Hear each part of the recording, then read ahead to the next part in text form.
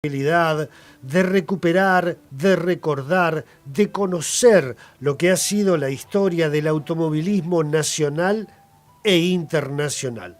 Un espacio que llamamos Historias a Fondo, que ha creado nuestro compañero, el periodista Oscar Lorenzo Scalerandi, la posibilidad de tener mano a mano con quienes han sido protagonistas de esta historia del deporte motor. Primer programa en este año, todo vuelve a la normalidad. Buenas noches, querido Oscar Lorenzo Scalerandi, ¿cómo estás? Hola Sergio, querido, un gusto saludarte, ¿cómo estás? Muy buenas noches. Buenas noches, Nicolás, a la audiencia, bueno, a toda la gente que nos sintoniza a lo largo y a lo ancho del país. La satisfacción también de que llegamos a Perú, a Cincinnati, en los Estados Unidos, la verdad que es algo muy bueno para nuestro programa y muy bueno para la historia que vamos a recordar el día de hoy, ¿no? Y para no ser menos, comenzamos el año, Oscar, con yo diría, una de las personas que más conocimiento, más ciencia le aportó al automovilismo nacional, es alguien como de la familia, ¿no? Sí, porque la verdad que yo he descubierto con Heriberto Pronello que hay un cierto parentesco porque, bueno, también él tiene vinculación con la familia Scalerandi. Él es nacido en Morteros, en la provincia de Córdoba, donde tiene familiares, donde después estudió en Miramar siempre provincia de Córdoba, el conocido Miramar de Ancenusa. Después estudió Ingeniería Aeronáutica en la Escuela Militar de Aviones en Córdoba. Bueno, después se radicó en Villa María. Bueno, la verdad que para nosotros, para nuestro programa, para mí en particular, he descubierto una persona realmente brillante, un ser humano excepcional. No solamente nosotros tratamos con el programa de charlar de la actividad que nos involucra o que involucra a nuestro invitado, sino después seguir con esa amistad, con ese contacto permanente que tenemos, para hacer una especie de amistad, digamos, ¿no? Para que no seamos un agente de paso y charlar con él. Y la verdad que Heriberto Pronello no me deja de sorprender con sus actividades. El creador del Guaira. El Guaira es el auto que ha recorrido el mundo en cuanto a calidad. Vos sabés que el ingeniero Pagani, este hombre nacido en la provincia de Santa Fe, en Casilda, ha bautizado uno de sus autos que son realmente muy lujosos, muy caros, con el nombre del Guaira. Pero bueno, vamos a saludarlo a Heriberto Pronello primero, ¿te parece? ¿Cómo no? Adelante. ¿Cómo estás, Heriberto? Bienvenido a nuestro programa Historias a Fondo aquí en Neuquén. Como sabrás, bueno, el tema de la pandemia nos ha separado. Sergio Saracho está en la radio y yo estoy aquí en mi casa, querido Heriberto. Un abrazo muy grande y ¿cómo estás? Muy buenas noches. Buenas noches, ¿cómo están ustedes? ¿Cómo estás? Bueno, nosotros muy bien. La verdad que un gustazo y un lujo volver a tenerte en el programa, Heriberto. ¿Cómo andás vos? Bien, muy bien. Bueno. Y al final de un día que fue más o menos productivo, mañana vamos a estar relevando un Ford de estos Coyote, y bueno, está interesante la cosa. Bien.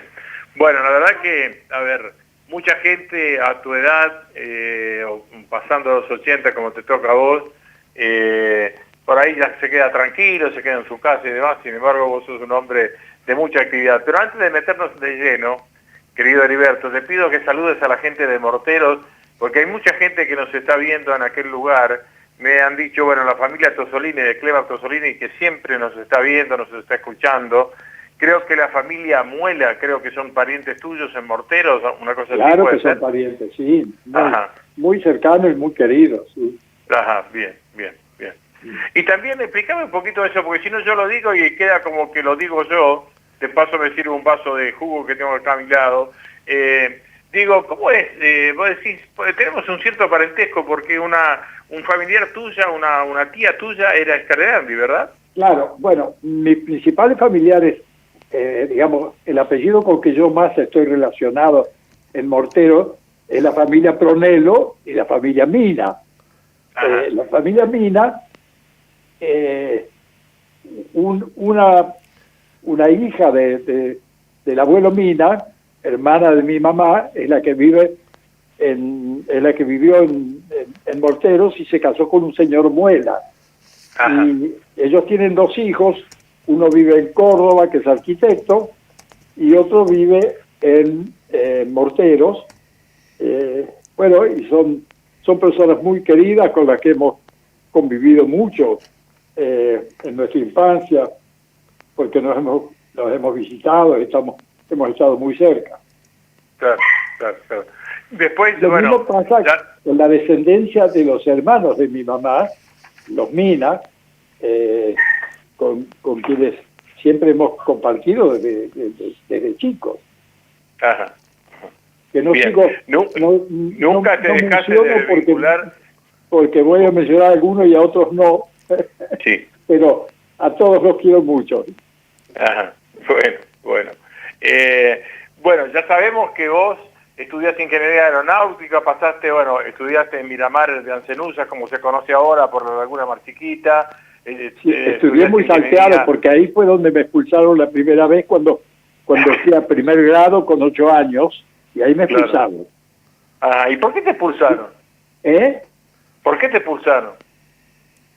Porque mi papá tenía una yegua muy conocida en toda la zona de carrera, y yo se la había pedido al cuidador un montón de veces para ir a la escuela y lucirme con ella. Ajá.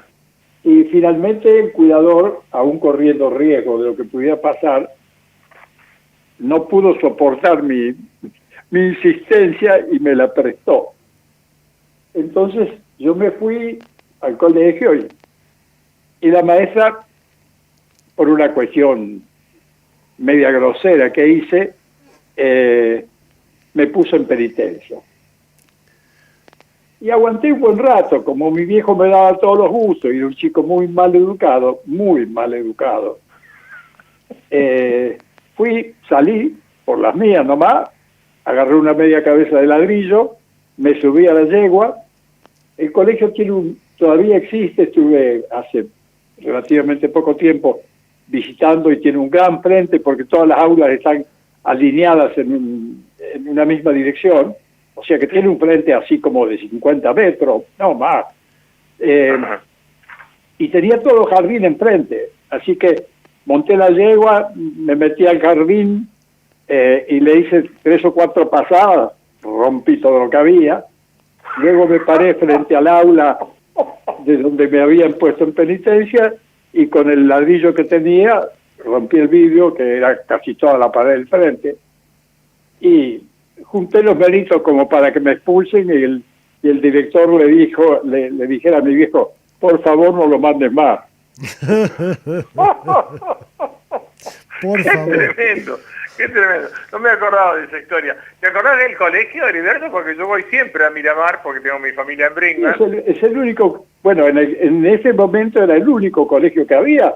El colegio pertenecía a la provincia, y un colegio normal, digamos, público, provincial.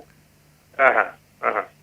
No, Además, por ahí me acuerdo de la municipalidad, digamos, te parás frente a la municipalidad y mirás a tu derecha, lo ves. Ah, mirá, está bien. Bueno,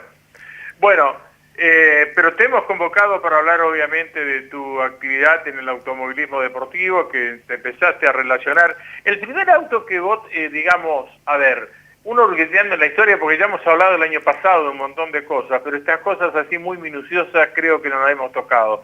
El primer auto que vos le metés mano a hacerle algo aerodinámico era un hombre de Villa María que se llamaba, yo lo recuerdo, Ricardo de Paoli. Que tenía una fábrica de acoplados, sí. O sea, el nombre que tenía, ¿no? Y el hombre tuvo el coraje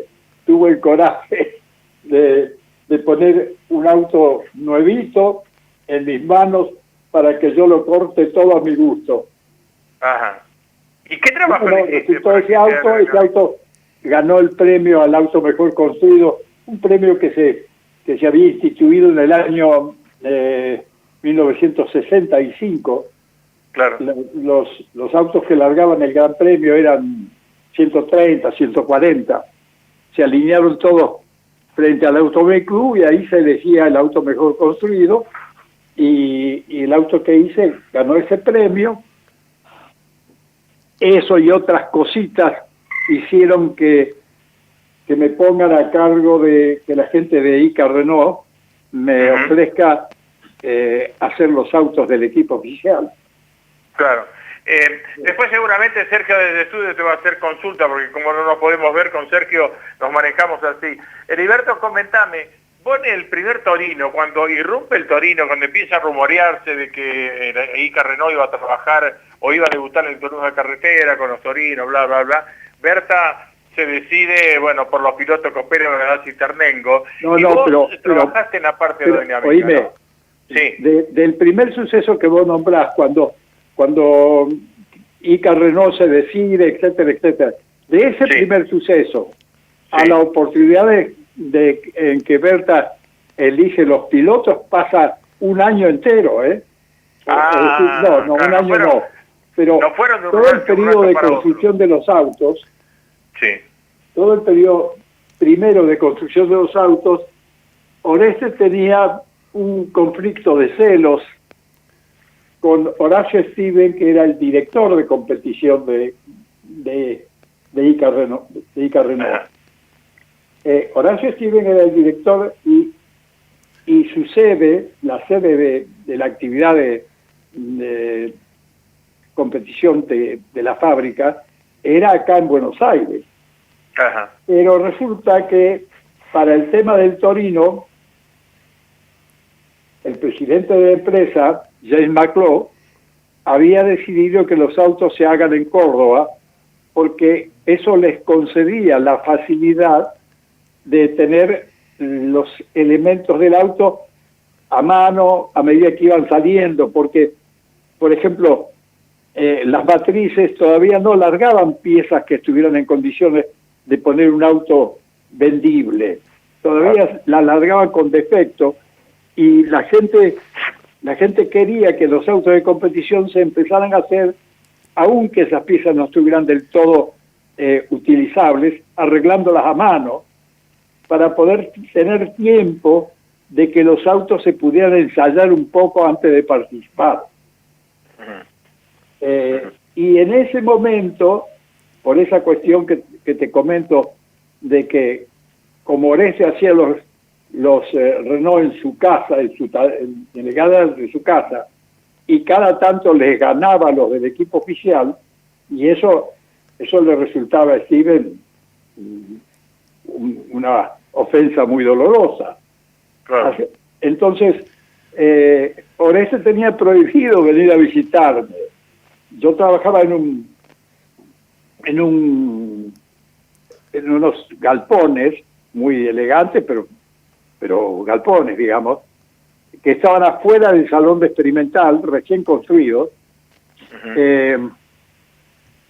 y ahí me asignaron el lugar para construir los autos, y Oreste no podía venir a visitarme porque, ya te digo, porque lo tenía prohibido por esa cuestión del conflicto con Steven. Claro. Así fue que ya cuando los autos estaban por la mitad de su construcción, o un poco más avanzado todavía, yo primero había iniciado, por pedido de ellos, había iniciado 4 autos. En un buen momento les dije, señores, 4 autos es demasiado, se requiere demasiada gente, no tiene mucho sentido, es muy difícil organizativamente, me parecen demasiados autos para arrancar la participación en carrera. Entonces me admitieron que fueran solamente 3, y uno quedó aparte. En un almuerzo, con Oreste siempre nos poníamos de acuerdo, pero nos conocíamos de mucho antes. Yo hice el secundario en San Francisco, y él y el abuelo de él, el señor Pusi, tenía una fábrica de cosechadoras allí en San Francisco, y de ahí que nos conocíamos. Bueno, Heriberto, con Oreste nos poníamos de acuerdo y almorzábamos siempre, nos poníamos de acuerdo en el horario para almorzar juntos. Y nos contábamos, yo les contaba cómo estaba haciendo los autos, que en ese tiempo no se llamaban Torino, porque en ese momento se llamaban Proyecto X, pero no tenían nombre. Claro, claro. Todavía no tenían nombre. Heriberto, déjame decirle a la gente del país y del mundo, porque nos escuchan en Perú, en Cincinnati, en Estados Unidos, que el lugar de nacimiento tuyo y el lugar de nacimiento de Oreste Berta es muy cercano, a lo sumo son 100 kilómetros. Y después estudiaron en San Francisco, en la provincia de Córdoba, donde estás contando la anécdota. A ver, si uno mira el Torino de aquella época, exteriormente parecían autos de estándar, pero ¿qué trabajos aerodinámicos le hiciste vos para que eso funcionara tan bien? Bueno, el Torino no tenía poca cosa, solamente le hice esas tomas en el capó con la idea de que generaran vacío y no se generara presión negativa debajo del capó, que es una fuerza que trata de levantarse el auto. Por otra parte, el capó que yo le hice, que era de plástico, era una pieza que pesaba 2,5 kilos. Si tenía presión desde abajo, se iba a arquear toda, porque no tenía capacidad para resistir presión desde abajo. Entonces, le hice esas tomas y con Oreste, poniendo el auto frente a un ventilador muy grande que había en un sector de experimental, y andando también en un auto estándar de los Torinos que había para probar cosas, encontramos que el lugar donde teníamos más presión para tomar aire era en el cambio de dirección en la base del parabrisas. Entonces, ahí al capó también le hicimos un relieve, ahí una forma que va a tomar aire cerca del parabrisas y después hicimos un conducto que lo conduce a los tres carburadores. Bueno, esas son las modificaciones que le hicimos. Muy poca cosa. A los tres que eran los vehículos que yo tuve el compromiso de hacer y donde Oreste no participó, porque yo no me animaba a hacer la Liebre 1 que terminé haciendo después. ¿Y cómo ocurre eso? Porque en esos almuerzos que nosotros estábamos tan entusiasmados contándonos lo que él hacía sobre el Renault, y yo le contaba lo que hacía sobre los autos estos que después se llevaron Torino, nos escuchaba algunas veces, porque almorzaba en la misma mesa, el gerente de ingeniería, que era Jorge Harber. Entonces, el hombre en un momento dijo, ¿qué ganas tienen ustedes de hacer un auto juntos? Y nosotros le dijimos, sí, señor, pero ya sin hacer ninguna cosa juntos. No es fácil la vida acá, imagínense. Refiriéndonos a que Oreste estaba muy vigilado por su rivalidad con Horacio Stevens, ¿no? Con Horacio Stevens. Todas las cosas que después terminamos siendo todos muy amigos. Pero bueno, en aquel momento la cosa era así. Bien. Sergio. Sí. Y entonces Harber prometió de conseguirnos un lugar para que nosotros hagamos un auto a nuestro gusto, los dos juntos. Y al poco tiempo tuvimos otro almuerzo y nos dice, ya conseguí el lugar. Una pequeña dependencia que está en el perímetro del gran salón de experimental. El salón de experimental habrá tenido 80 metros por 80 metros, era enorme. Había una cantidad grande de autos ahí. Y alrededor de él, en el perímetro, había todos localcitos. Y el que nos consiguió Harvard para nosotros, cabía el auto y habría 1 metro más de cada lado y 1,5 metros delante del auto, nada más. Entonces ahí pusimos aquel Torino que yo pedí que no lo hiciéramos, pero que ya tenía la jaula y bastantes cosas hechas. Y bueno, Oreste se dedicó a hacerle el motor, porque hasta ese momento los motores estaban a cargo del ingeniero Gennari, que era el encargado de hacer andar el motor del Torino estándar, el que estaba a cargo del sector motores, Gennari. Entonces, en este caso, en el de la liebre esa, Oreste metió mano en el motor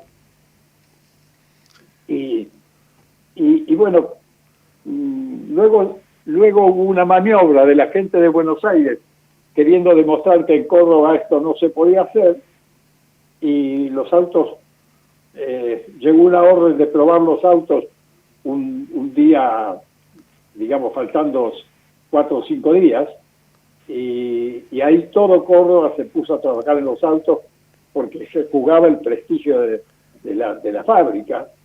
Claro.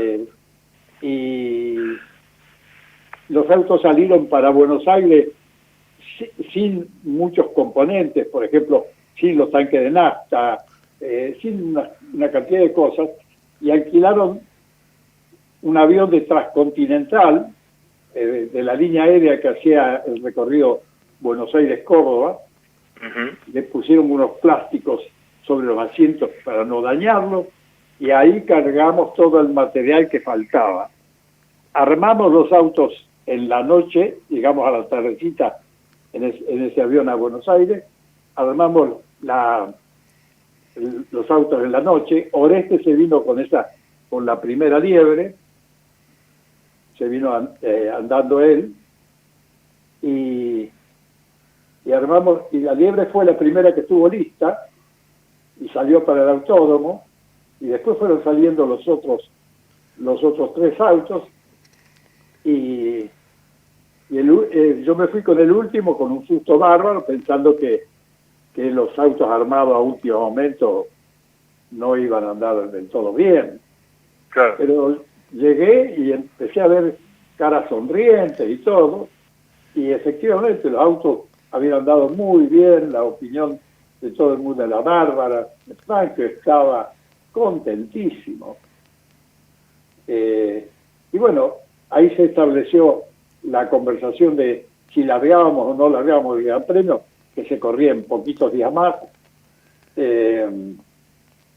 Y Franco quería a toda costa que largáramos, y Oreste y yo decíamos que no nos parecía, que el auto estaba verde todavía, que no podíamos largar el Gran Premio, y que no podíamos correr ese riesgo cuando la fábrica estaba lanzando el producto al público, que se presentó a continuación de que probamos los autos, digamos, hasta las 2 de la tarde, y creo que a las 3 ya era la presentación al público del Torino, y que ya ahí tenía nombre.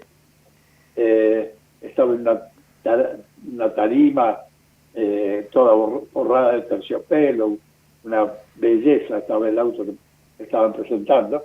Entonces yo le decía a Macló, fíjese el suceso que va a tener este auto, y qué nos pasa si todos los autos del equipo en los primeros 500 kilómetros se paran todos. Que es completamente posible, porque esto de que no se hayan parado acá es una cosa media providencial. Claro. Heriberto... Bueno, el presidente de ICA nos dijo, bueno, ustedes dos, refiriéndose a Oreste y a mí, vayan y en 1 hora me traen una contestación. Bueno, fuimos, nos sentamos en el bar de acá del Autódromo de Buenos Aires y dijimos, pero la puta, parece que estos fueran las criaturas y nosotros las personas cuerdas. Y bueno, volvimos a la hora y dijimos, señor, para nosotros no, los autos no están en condiciones de largar. Bueno, ahí Macron se dio cuenta de la maniobra que había tenido Steven queriendo boicotear lo que se podía hacer en Córdoba, no por hacerle daño a nadie, porque no era un tipo de hacer daño, sino porque la competición se siguiera manejando en Buenos Aires. Claro. Era donde él estaba cómodo, era el gerente, disponía a su gusto y antojo, tenía el avión de la compañía a su disposición, o sea, tenía un entorno maravilloso que no quería que se le destartale. Claro. Heriberto, nos quedan 4 minutos de programa, pero yo quería destinar estos 4 minutos para que nos cuente de los proyectos actuales. Acaba de cumplir 85 años el pasado 2 de febrero, hace una semana. Y bueno, ¿en qué proyectos actuales está? Hoy estuvo trabajando en uno de ellos.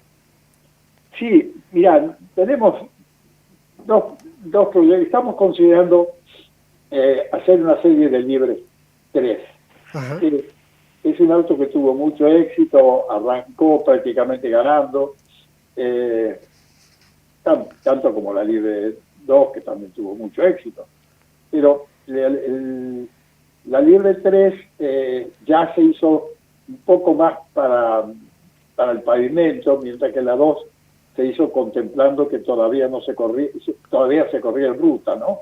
En ruta y en camino de tierra. Bueno, esa es una iniciativa que estamos analizando, y después hace 3 o 4 años que venimos trabajando en un superdeportivo, y cuando hicimos consulta a muy alto nivel de gente que se dedica a esto y planteamos la cuestión esa, nos dijeron, sí, hagan el superdeportivo, pero háganlo en base al Guaira que ustedes estrenaron en el 69, porque como ese es el primer auto en el mundo que tuvo efecto suelo, esa condición no la vas a tener en ningún auto que hagas.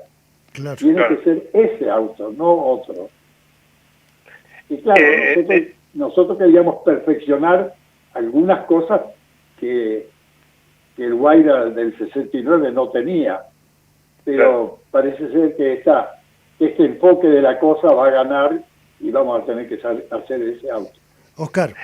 Heriberto, lo que te quería consultar, ustedes, el Guaira tenía efecto suelo, o sea, me estás hablando de algo que después llegó a la Fórmula 1 a través de Lotus, por ejemplo, de Colin Chapman 10 años después. Sí, estamos haciendo la gestión con el récord Guinness para que lo oficialicen mundialmente eso. Claro. Qué bárbaro. Heriberto, bueno, la verdad que nos quedaríamos toda la noche hablando de historia y de todos los conocimientos y la ciencia que ha incorporado el automovilismo. No queremos abusar de su generosidad. Vamos a seguir estas conversaciones con Oscar y con usted de tanto en tanto para que nos vaya poniendo al tanto de los nuevos proyectos, pero también refrescando la memoria sobre lo que usted le ha aportado al automovilismo. Bueno, la expectativa que yo tengo es que se pueda hacer mucho más de lo que se hizo. Y eso es lo que a uno le revive y le da fuerzas para seguir adelante, ¿verdad? Así es, así es. Además, imagínate, yo me pongo a revisar la cantidad de cosas que no sabíamos, la cantidad de cosas que hicimos con desconocimiento del tema y que no se sabía en ninguna parte, porque yo de pasada estaba comentando, las Lancias tenían 2 metros 10 entre eje, las Lancias que corrieron en Fórmula 1 tenían 2 metros 10 entre eje. Hoy los autos de Fórmula 1 tienen 3 metros 10, porque se dieron cuenta, y los nuevos Mercedes todavía tienen más que eso, se dieron cuenta que un auto largo hace todo mejor. Antes se decía, no, porque los retomes de radio muy chicos, el auto tiene que ser corto entre ejes. Mentira, equivocado estábamos. Claro. Y varias cosas así que el mundo entero las desconocía, y se fueron, digamos, la práctica fue creándonos, enfrentándonos a la realidad. Y es interesantísimo porque eso ha generado una enorme evolución. Y quienes hemos tenido la oportunidad de tener presupuesto, como en el caso de los autos del equipo que yo hice para Ford, que tenía autos que eran largos porque el reglamento te obligaba, y en el que teníamos libertad de reglamento, nosotros lo acortábamos, creyendo que estábamos por el buen camino. Oscar, ¿y el Guaira, Heriberto, fue el mejor auto que construiste para vos o no? Mirá, las liebres en general, que ganaron tantas carreras, tantos campeonatos, fueron autos de enorme suerte. fíjate que en una circunstancia muy equivalente, a las liebres, en una oportunidad, un auto levantó una piedra y la liebre venía, un auto al pasarlo, ¿no? La liebre venía ganando la carrera, se le perfora el radiador de aceite con la piedra que tiró el otro auto y se le tranca el motor, y se le tranca tan cerca de la largada que Gradassi embraga y pasa la línea, pero con el motor fundido. Ajá. Bueno, a Pasqualini con el Guaira venía ganando también, porque los Guairas hicieron récord en prácticamente todos los circuitos, menos en Paraná, porque era un auto que los carburadores de Ford tan grandes, tan enormes delante de él, impedían ver la cuerda, y por eso el volante estaba puesto a la derecha, para tener la cuerda de la mayoría de los circuitos de Argentina, digamos, poder guiarse y poder verla. Claro. Con Paraná se giraba al revés, ahí nunca podíamos hacer el récord. Bueno, Claro. venía ganando en el mismo circuito donde te cuento la circunstancia anterior, y se le desarma el sistema de accionamiento de los carburadores. Había un ejecito con un rodamiento, se le sale la tuerca y se desarma todo, era apretar el acelerador y ese comando no llegaba al auto y el auto se quedó moderando. Claro. Y desde la horquilla a la llegada había una pendiente. Entonces Pasqualini se baja y empieza a empujar, porque venía cortado primero, venía, digamos, 80 metros delante. Claro. Empieza a Heriberto, empujar, y claro, como era cuesta arriba, le costaba muchísimo, se cayó de cansado y lo empezaron a pasar todo. Heriberto Pronello, Oscar Lorenzo Scalerandi, muchísimas gracias. La verdad que ha sido una charla más que interesante, que la vamos a continuar próximamente porque ahora nos hemos quedado sin tiempo. Gracias, Heriberto. Oscar.